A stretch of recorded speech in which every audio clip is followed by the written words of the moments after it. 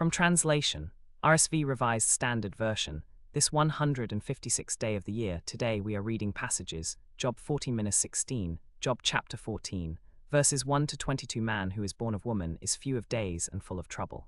He comes forth like a flower and withers, he flees like a shadow and continues not. And do you open your eyes upon such a one, and bring me into judgment with you? Who can bring a clean thing out of an unclean? There is not one. Behold, his days are determined, and the number of his months is with you. You have appointed his limits that he cannot pass. Turn away from him that he may rest until he shall accomplish, as a hired laborer, his day. There is hope for a tree when it is cut down that it will sprout again, and that its shoots will not cease. Though its root grows old in the earth, and its stump dies in the ground, yet at the scent of water it will bud, and put forth branches like a plant. But man dies and is laid low. Man breathes his last, and where is he? As the waters fail from the sea, and the river wastes and dries up, so man lies down and rises not. Till the heavens are no more, they will not awake, or be roused out of their sleep. Oh, that you would hide me in Sheol, that you would conceal me until your wrath is past, that you would appoint me a time and remember me. If a man dies, shall he live again? All the days of my service I would wait, till my renewal should come. You would call, and I would answer you. You would long for the work of your hands. For now you number my steps, you do not keep watch over my sin. My transgression is sealed up in a bag, and you fasten up my iniquity. But the mountain falls and crumbles away, and the rock is removed from its place.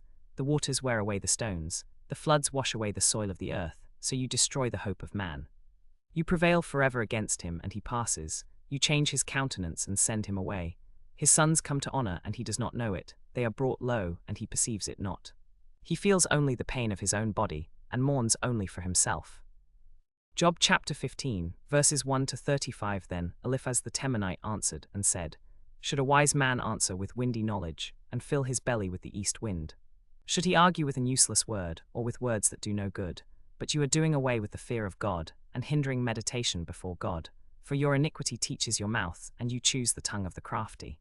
Your own mouth condemns you, and not I, and your lips testify against you. Are you the first man that was born, or were you brought forth before the hills? Have you listened in the counsel of God, and do you limit wisdom to yourself? What do you know that we do not know? What do you understand that is not clear to us? Both the grey-haired and the aged are among us, older than your father.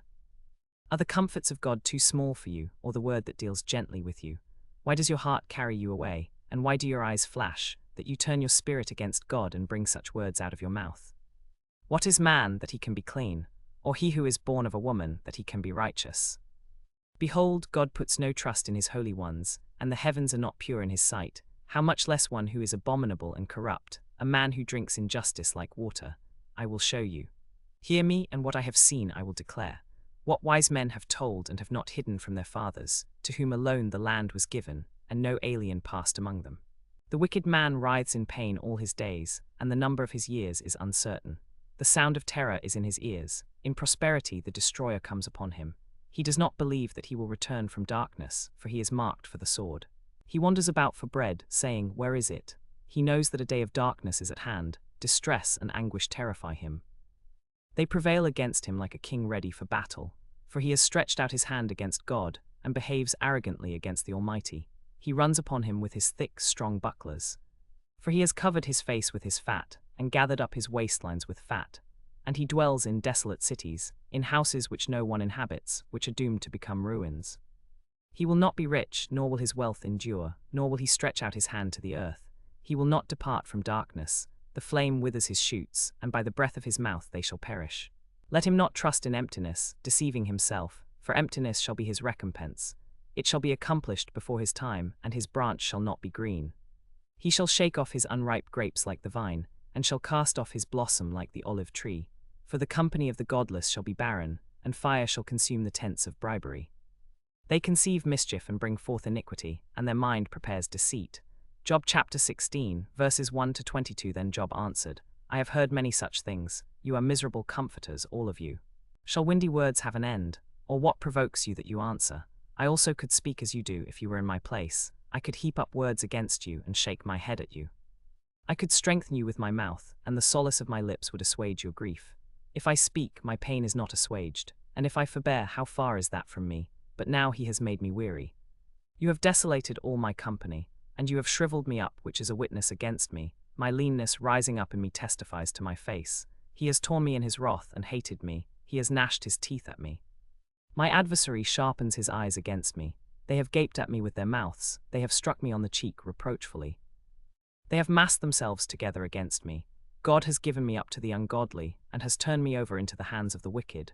I was at ease, and he broke me asunder. He seized me by the neck and dashed me to pieces. He set me up as his target. His archers surround me. He cleaves my reins in pieces and does not spare. He pours out my gall on the ground. He breaks me with wound upon wound. He runs at me like a warrior. I have sewn sackcloth upon my skin, and have thrust my horn in the dust. My face is red with weeping, and on my eyelids is the shadow of death.